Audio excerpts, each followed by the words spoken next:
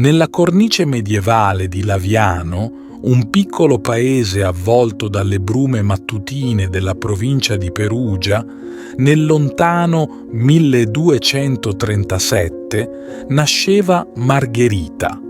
La sua storia è un inno alla redenzione, un canto di speranza che, attraverso le epoche, giunge fino a noi, pulsante di vita e di virtù.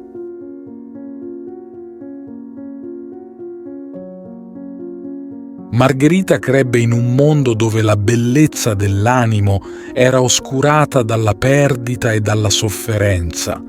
Privata dell'amore materno in tenera età, fu lasciata a navigare le acque turbolente della giovinezza senza bussola né timone.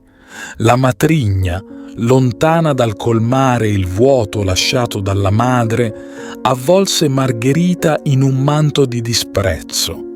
Tuttavia, nel suo cuore ardente, la fiamma di una singolare bontà e gentilezza d'animo non smise mai di bruciare.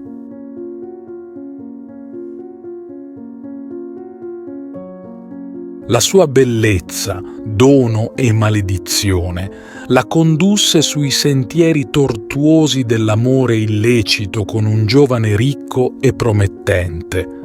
Ma il destino aveva in serbo per lei una prova che avrebbe scosso le fondamenta del suo essere. Una notte l'oscurità inghiottì la luce.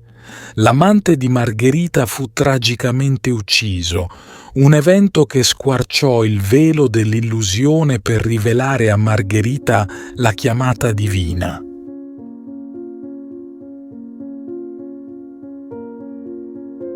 Con un cuore infranto e l'anima in tumulto, Margherita ubbidì a quel richiamo senza esitazioni.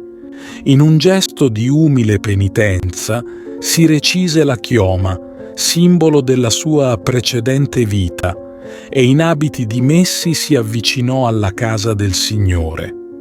Nel silenzio solenne della chiesa, davanti agli occhi dei fedeli, chiese perdono per gli scandali del suo passato, affidando il suo futuro alla provvidenza.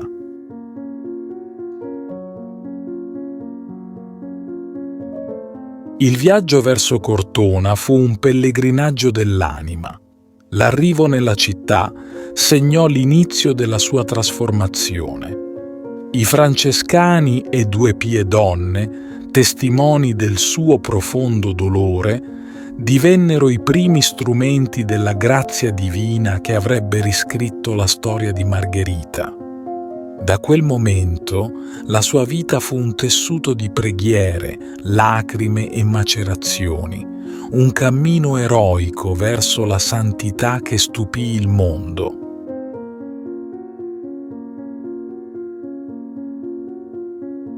Vestendo l'abito del terz'ordine francescano, Margherita incarnò le virtù in modo così straordinario che la sua vita divenne un faro di speranza e un esempio di penitenza e carità. La sua risposta al crocifisso, «Non voglio altro che te, mio Signore Gesù Cristo», risuona come un manifesto dell'amore puro e incondizionato.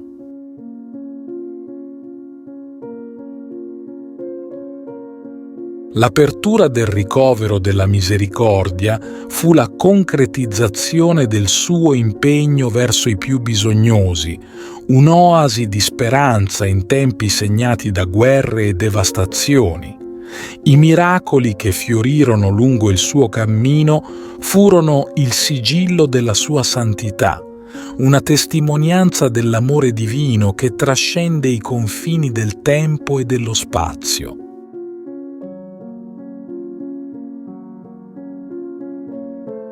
Margherita di Cortona, santa ancor vivente agli occhi di chi la circondava, lasciò questo mondo il 22 febbraio 1297. 3 secoli dopo, il suo corpo fu trovato incorrotto, segno indelebile della sua santità. Oggi le sue spoglie riposano in una chiesa a lei dedicata a Cortona, dove la devozione dei fedeli è un fuoco perpetuo che arde in onore della sua memoria.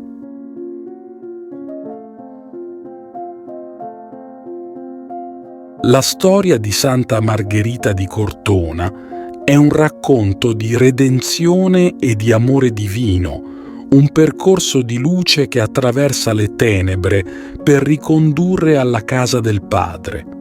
La sua vita è un invito a credere nella possibilità della trasformazione, nella forza della penitenza e nella potenza della grazia. Nel suo esempio troviamo la certezza che, non importa quanto profondo possa essere il nostro smarrimento, c'è sempre una via che conduce alla luce.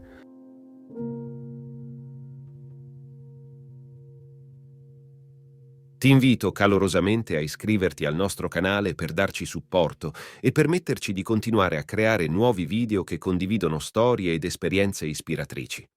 La tua iscrizione è un prezioso sostegno che ci motiva a condividere più contenuti di valore e a diffondere messaggi di speranza, fede e crescita personale. Grazie di cuore.